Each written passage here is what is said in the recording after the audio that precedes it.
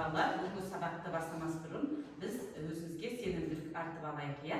Қазір әр қайсымыз өз атымызға байланысты адами қасиеттерді айтамыз. Мысалы, Данагүл, Дана, Ульяна, Элина, Эдуард, Ринат, Иван, Эльфрида, Тамаша, Сергей, Наташа,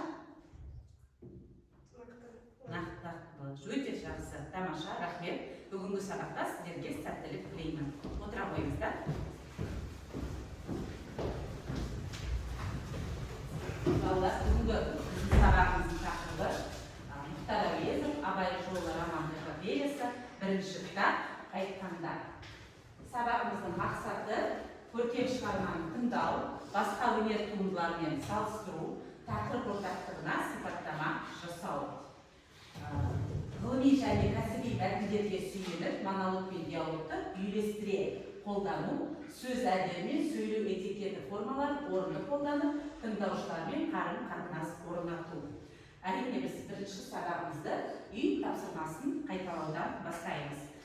Өткен сабақта бізде қазақ отбасындағы гендерлік ерекшеліктер болатын, иә. Қазір біз осы отбасындағы әрқайсының отбасы мүшелерінің рөлдерін айтып өтеміз, иә.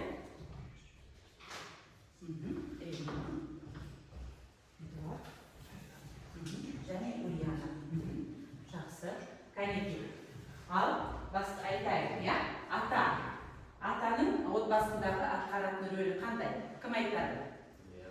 Ал, кешіңіздер балалар, сабақты бастамас бұрын мен сіздерге осындай бағалау тарағын қойдым. Парталарыңызға осы әр орындаған тапсырманы бір балдан орындаған сайын бір балдан қойып отырасыздар. Жақсы ма? Ал, кәнеки, ата қандай рөл атқарады? Айтам. Атаның отбасындағы рөлі айрықша. Ол бетінің тірегі. Өте тамаша. Ата отбасының тірегі. Жақсы, бір бал қоя ғой өзіңе. Келесі әже. Иван. Әже салт дәстүрді сақтап, оны кейінге жастарға өтіп отырады. Өте тамаша. Жақсы. Ал әке. Сергей. Әке отбасының тірегі, асыраушы, қорғаушысы. Өте жақсы. Тамаша. Ал ана туралы. Наташа. Баланы жаңа дүниеге әкелген ең ардақты жан. Өте жақсы. Келесі әпке. Әпке, отбасындағы анадан кейінгі сыйлы адам. Өте тамаша, жақсы. Өздеріңізге бал қоюға ұмытпаңыздар. Балдарыңызды қойып отырыңыздар, жақсы ма? Аға. Эльфрида. Ол өзінен кейінгі балалардың тәрбиесіне жауап беретін адам. Өте жақсы, тамаша. Анадан кейінгі адам, иә, сыйлы адам. Және іні. Іні ол ағасы мен әпкесіне әрқашан көмектеседі. Жақсы, келесі. Міне, осымен біз қазақ отбасындағы әрқайсының рөлін айтып шықтық, иә. Ал енді біздің бүгінгі сабағымыз осындай атасының тәрбиесінде болған кісі туралы болмақ. Қазір біз бейне жазбаны тамашалаймыз. Мұқият тыңдаңыздар.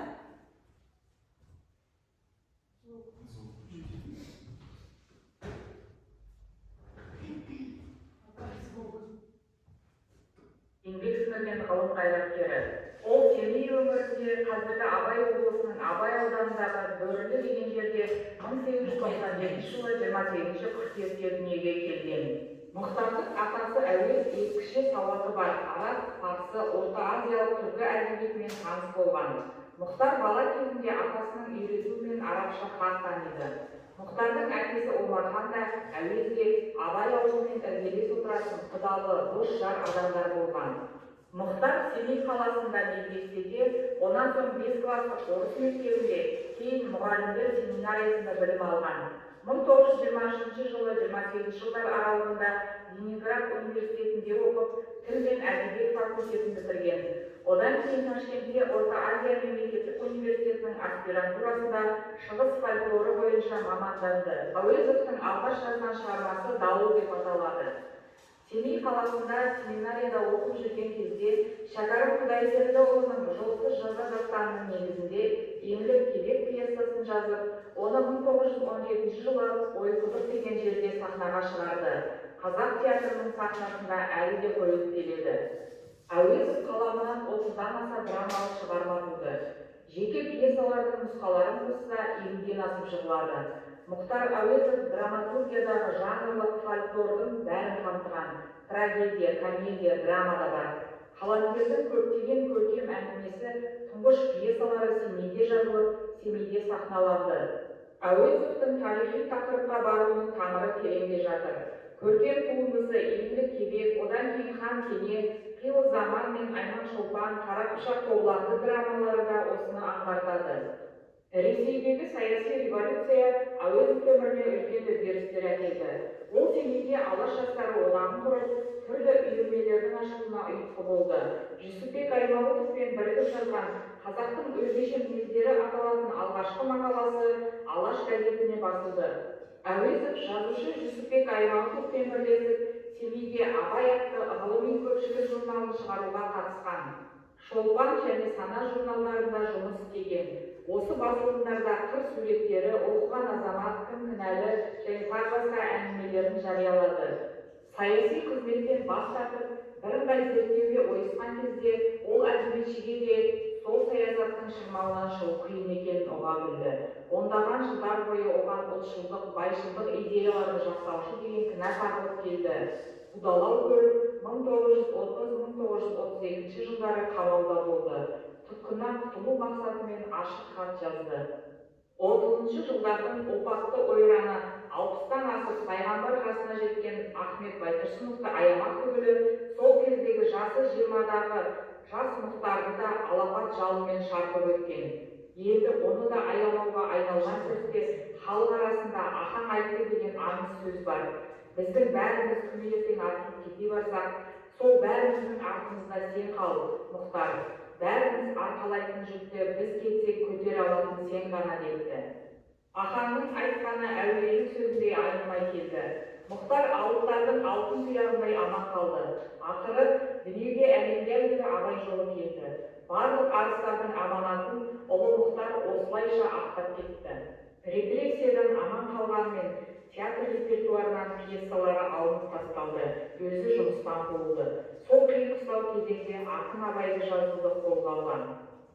Соғыстан кейін Мұхтар Әуезов Қазақ Республикасы Жақсы. Келесі, мінекей, осы бейне жазбаны тыңдадыңыздар.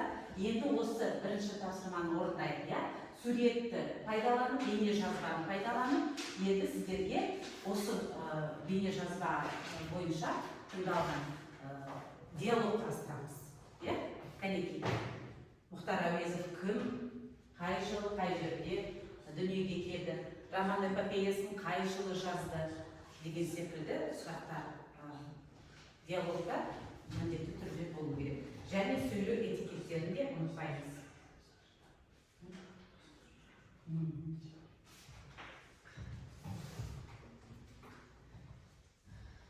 Кәнекей, уақыт беріледі сіздерге диалогқа. Диалогты бірігіп, жұптасып істесеңіздер болады. Көштерімен бірге. Диалог.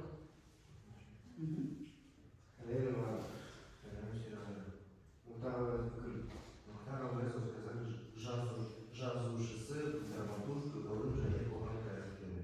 Қай жылы дүниеге келген?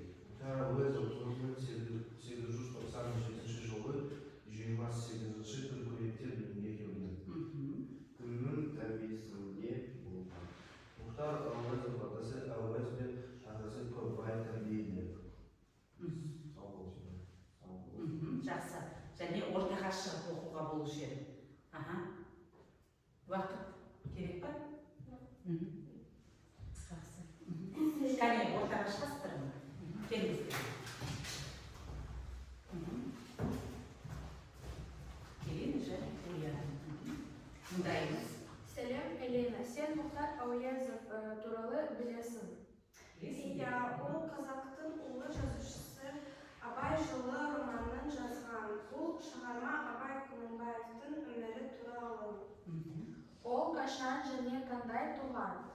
1897 жылы 28 қыркүйек шығыс Қазақстан облысындағы Бөрлі ауылында туған. Жақсы. Оның шығармашылық жолы қалай басталды?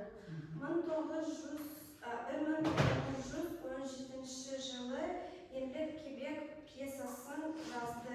Кейін Ленинград университетінде оқып, әдебиетке толықтай бет бұрды.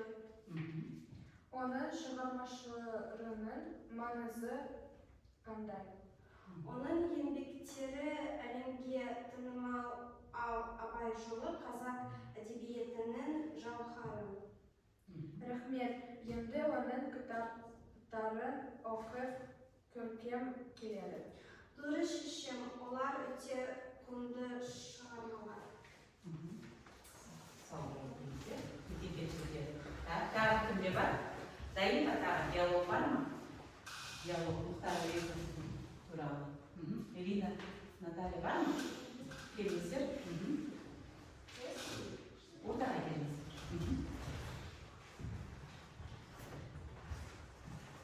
Сәлем Үлкені. Мұхтар Амарханұлы Әуезов кім?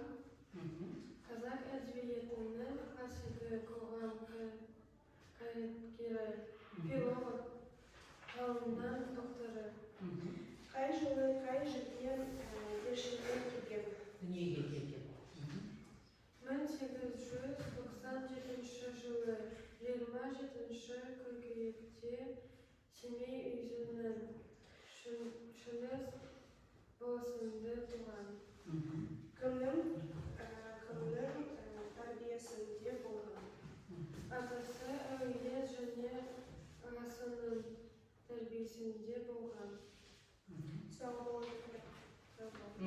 Жақсы. Шығармашылығы туралы айтпадыңыздар, иә?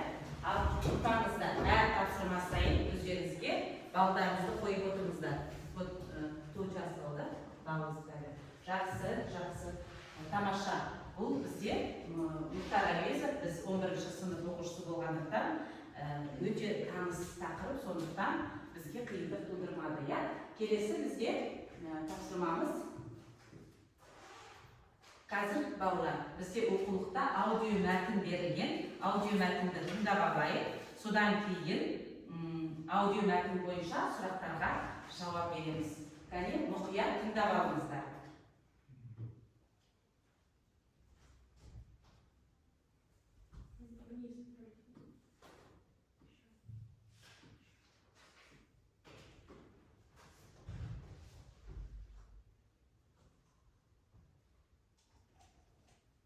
Оныншы сабақ. Үшінші тапсырма.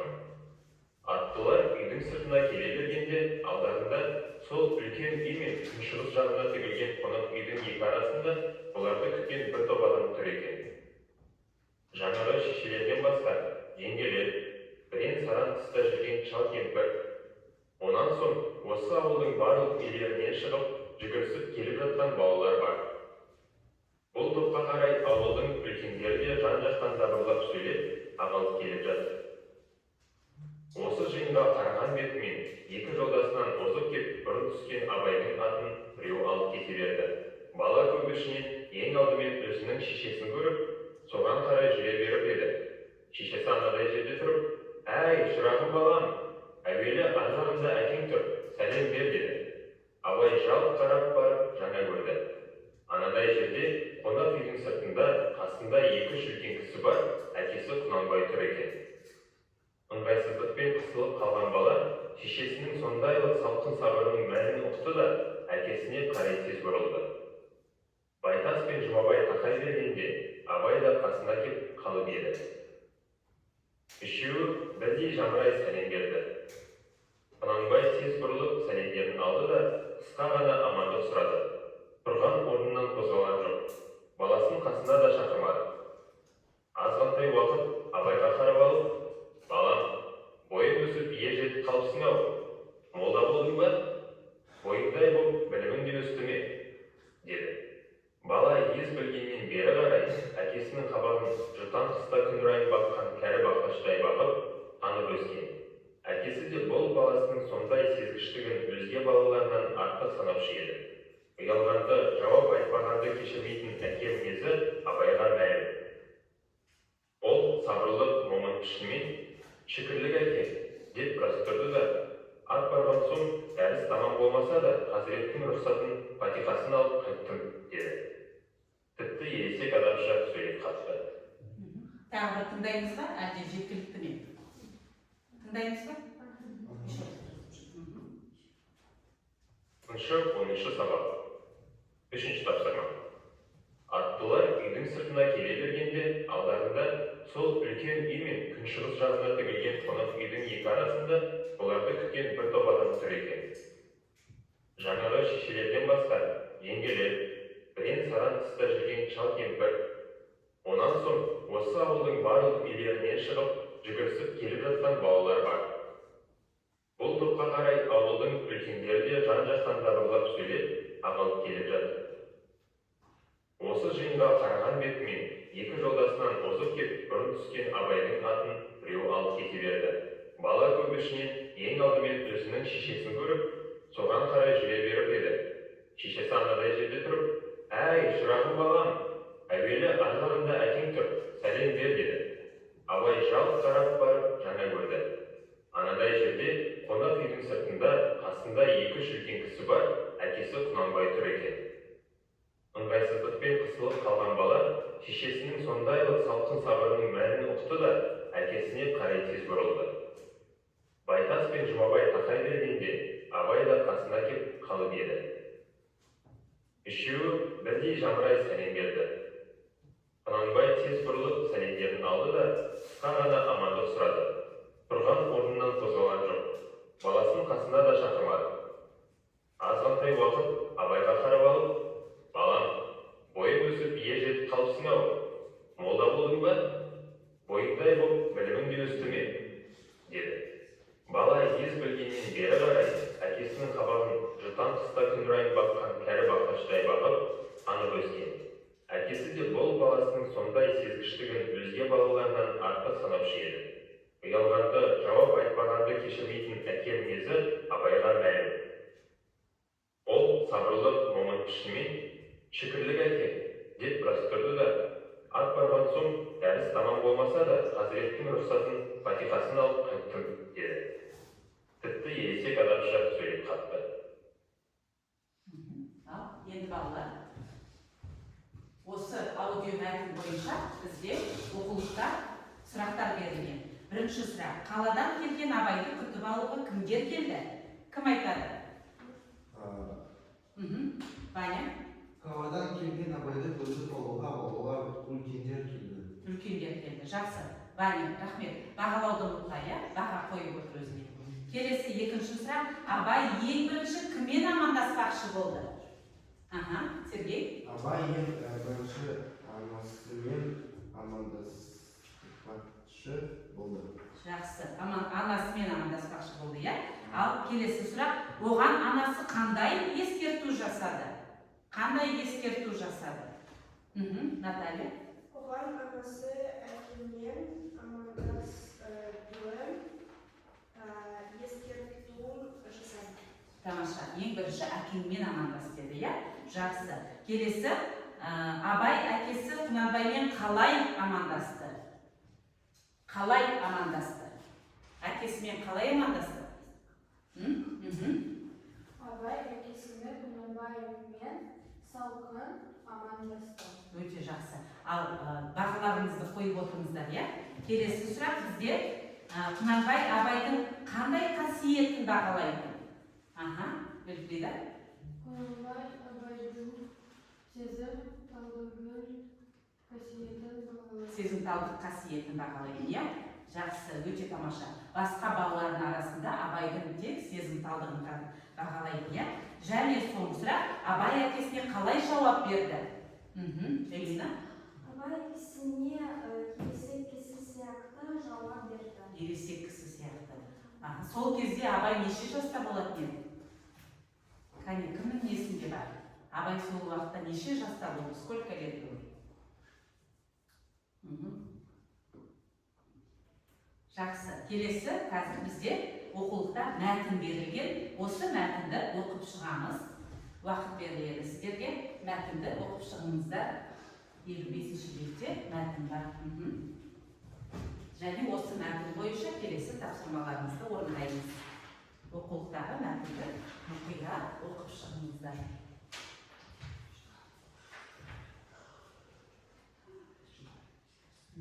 Мәтінді оқып алыңыздар.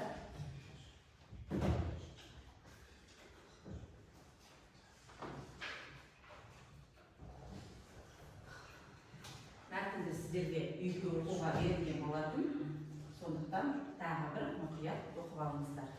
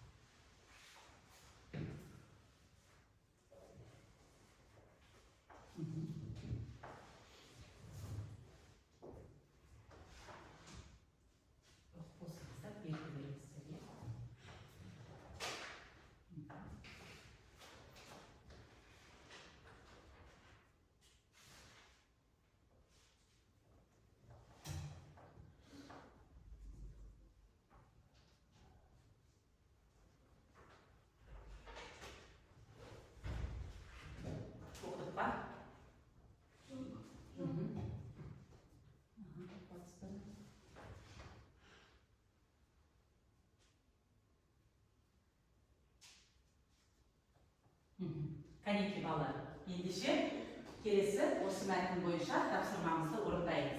Келесі біздің әдісіміз кейіпкерлер әлемі деп аталады. Осы мәтінде берілген кейіпкерлерді атап, және осы кісілер Абайға қандай қатысы бар, соны айтып өтулеріңіз керек. Қандай кейіпкерлер бар, және олар Абайға кім болады? Кейіпкерлер әлемі. Кәнеки?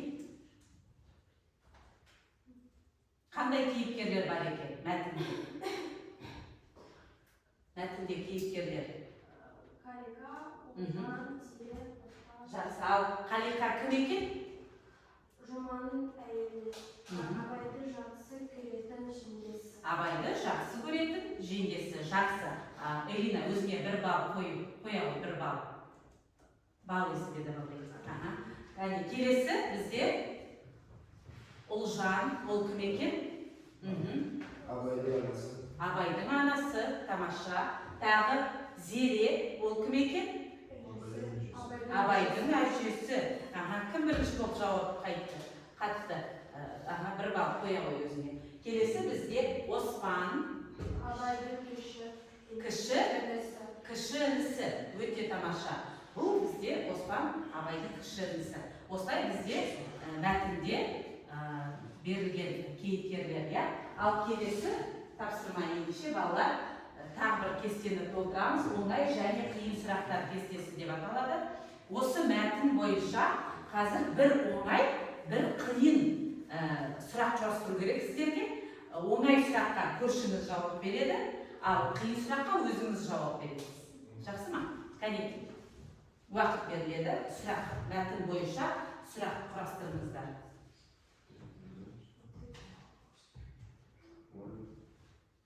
Можно? Уже есть, да, вопрос? Кәнеки.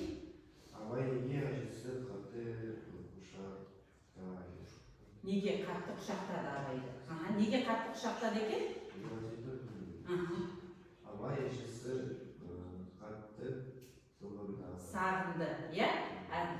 Тамаша, жақсы. Бұл оңай сұрақ па, қиын сұрақ па, Сергей? Оңай сұрақ. Жақсы. Тағы кімде сұрақ па, қиын сұрақ бар ма, Сергей, сенде? Жоқ, иә?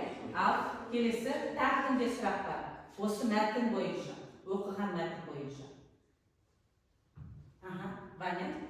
Әжесінің абайдың көңіл күйін бірде көрсетуді және оған қалай қолдау көрсетті. Бұл қандай сұрақ бізде? Қиын сұрақ, жақсы, енді оған өзің жауап беру керексің. Жоқ, жауабын жазған жоқсың, сұрақтарды жазып қойдың ба? Кәне, тағы кімде сұрақ бар? Элина? Кейін сұрақтар. Ұлжан неліктен абайды сүйген жоқ, тек маңдайынан иіскеді. Неге? Абайдың әкесіндегі тартымды салқындық шешесіне де көптен бері өз болған. Өте тамаша. Бұл әкесінің мінезі анасына да дархан болатын, иә? Жақсы, бұл оңай сұрақ па, қиын сұрақ па, Элина? Абайды алғашқылық кім қарсы алды? Кім қарсы алды ең алғашқылық? Қалиқа жеңгесі. Қалиқа жеңгесі. Ал тағы кімде сұрақ бар? Тағы сұрақ бар ма бізде? Еще есть вопрос? Аз, сұрақ өте аз. Тағы сұрақтар. Оңай сұрақтар, ең құрғанда оңай сұрақтар. Хотя бы оқи. Оқи ғой. Зере әжесі немересін қалай еркелетеді? Қалай еркелетеді екен? Қарашығым қоңыр қозым Абайжаным. Қарашығым, Абайжаным, қоңыр қозым деп еркелетеді, иә? Өте тамаша, жақсы, өте дұрыс. Енді келесі біздің тапсырмамыз осы мәтіннен адамның ішкі сезімін ым-ишара арқылы жеткізіп тұрған сөздерді тауып, біз көрсетуге шештік, иә? Көрсетейік балалар. Кәнекей, ым-ишарасын келе ғой. Келіңіздер. Элина, тағы бізде. Элина, және жоқ. Және кім тағы бізде? Наталья, келе қойыңыздар. Тақиян дейін.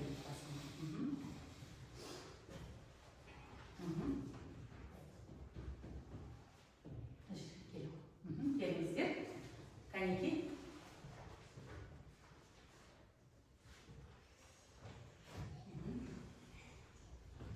Бастай қой, Элина. Кезек өз шешесіне келгенде ол сүйген жоқ. Қатты бір қысып, бауырына басып тұрды да маңдайынан иіскен. Өте тамаша. Бұл ананың құшағы. Иә, тамаша, жақсы. Келесі бізде тағы бір ишарамыз бар. Кәнекей. Кәрі әжесі Зере бәйбіші таяғына сүйеніп ұрсып тұр екен. Жаман неме, маған бұрын келме, жаман неме. Жағына таяғанда қандай сөздер айтты ол әжесі? Абай жаным, қоңыр көзім, Абай жаным. Өте тамаша, және әжесінің құшағына енген болатын, иә? Жақсы. Ал келесі бізде тағы қандай ишара бар екен? Мәтінде берілген кәнекей көрсетеміз. Өте жақсы, рахмет. Балдарыңызды қоюға ұмытпаңыздар, иә?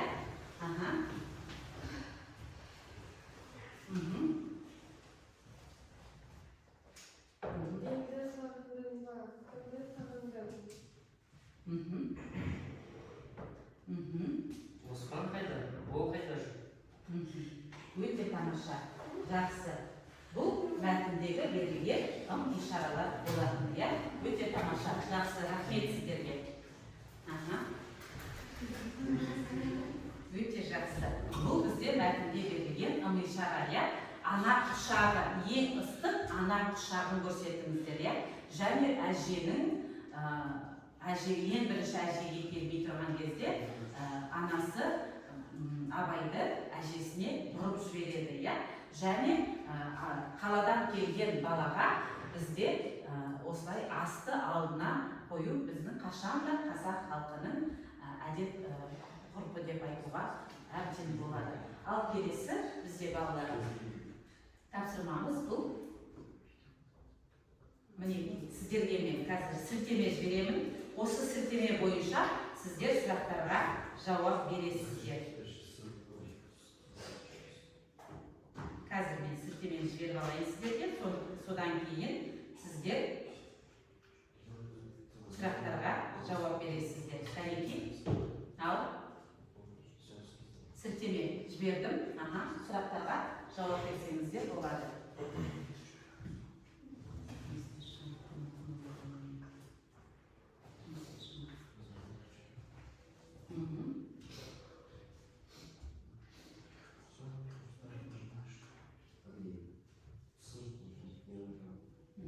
Ашылды ма сілтеме? Открывается? Кәдімгі сұрақтарға жауап береміз, және неше сұраққа жауап бергендеріңізді маған айтып отырасыздар. Және өздеріңізге жазсаңыздар болады. Мына жерге жаз. Бұл сұрақтар жаңа бейне жазбада болды, мәтінде кездесті, сондықтан осы сұрақтарға жауап бересіздер.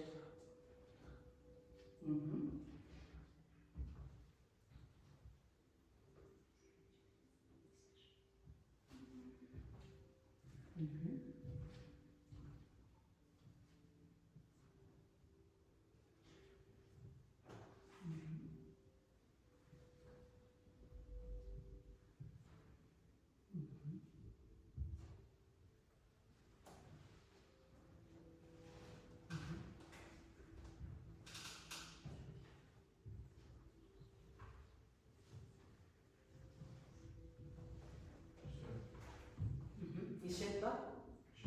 7 бал. Жақсы, өзіңе жазып ал. Мына жерде 7 бал соң. Кәне, екілейді. 4 бал, жақсы, мына жерде жазып ал. 8 бал. Жақсы, тамаша. 5 бал. Соңғы бал. Кәне, тағы 12 сұрақ. Жас 12. 9 е? 9 бал, дұрыс. Жазалап. 7 бал. Жақсы, тамаша бал.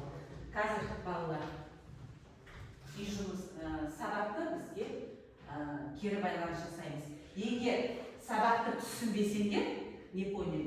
Бір шапалақ. Егер жартылай түсінсеңдер, наполовину, 2 шапалақ. Ал егер сабақты жақсы түсінсеңдер, 3 шапалақ аламыз. Ал?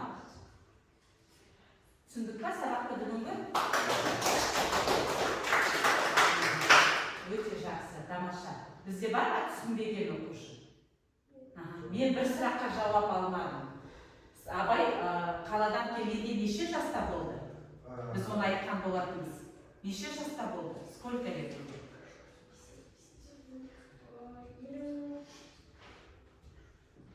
Вот вы сейчас на вопрос отвечаете.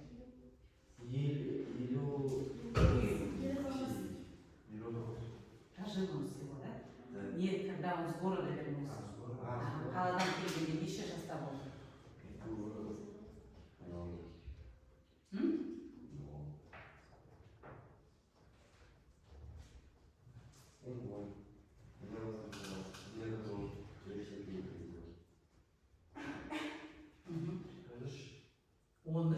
Жаста болды, е? Қаладан келгенде Абай 13 жаста болды. Жақсы. Ал балалар, ендеше қазір үй жұмысын күнделіктеріңізді алыңыздар. Күнделікке үй жұмысын жазамыз. 7-ші тапсырма 56-шы бетте. 7-ші тапсырма 56-шы бетте. 7-ші тапсырма 56-шы бетте. Жазып алыңыздар күнделіктеріңізге. Бұл жерде не істеу керек балалар үй жұмысында? Қараңыздар. Осындай тапсырманы біз әр сабақта орындаймыз. Неше бөліктен тұрады, неше абзацтан тұрады бұл мәтін. Абзацты нөмірлейсіңдер, және әр абзацқа тақырыпша қоясыңдар, және осы тақырыпша бойынша, абзац бойынша тірек сөздерді теріп жазасыңдар. Что такое тірек сөздер? Опорные, ключевые или опорные слова, да, мы говорим. Жақсы, өте тамаша. Осы тапсырманы үйде орындаймыз, жақсы ма? Ал енді қазір маған бағалау парақтарыңызды беріңіздер. Бағалау парақтарыңызды беріңіздер. Эдуард бізде мінеки гендерлік ерекшеліктерге бір бал қойдың, тағы да және 12 бал алдың, иә? Сұрақтарға өте дұрыс жауап бере алдың. Өте жақсы. Сенде бүгін жақсы, өте жақсы деген балл қойылады. Мысалы, бізде Ринат аудио мәтін бойынша сұраққа жауап бердің бе? Қоймадың, иә? Бізде тек қана адам ішкі сезім, ишарасын осы орындадың, сондықтан сенде 10 балл, иә? 9 балл алдың, жақсы. Ульяна. Бізде Ульяна 10 баллға ие болған екенсің, жақсы, дұрыс. Ал Элина 7 және 10 балл, жақсы. Элина барлық сұрақтарға белсенді қатысты деп айтуға болады. Бізде Эльфридада 8 балл болды, иә? 8 балл. Кәнеки. Натальяда бізде 8 балл. 9 балл болды, иә? 9 балл. Кәнеки. Сергей бізде 8 сұраққа жауап беріпсің, иә? Өте тамаша. Және сабаққа, диалогқа да қатыстың, сұраққа да жауап бердің, үй жұмысында дұрыс қатыстың, сондықтан сенде бүгін 10 балл.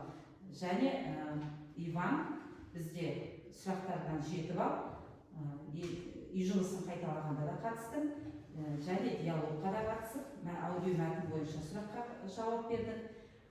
Кейіпкерлер әлемі кестесінде болған жоқ, және оңай және қиын сұрақтарда бір қиын сұрақ құрастырдың, иә? Сондықтан сенде де бүгін 10 балл. Өте тамаша баллар. Бүгінгі сабаққа керемет қатыстыңдар деп айтуға болады. Және бүгінгі сабақ сіздерге түсінікті деп ойлаймын. Өте көптен көп рахмет сіздерге. Келесі сабаққа осы мәтінді тағы оқып, сұрақтарға жауап бере алады деген ойдамын. Рахмет сіздерге. Сау болыңыздар. Сау болыңыз.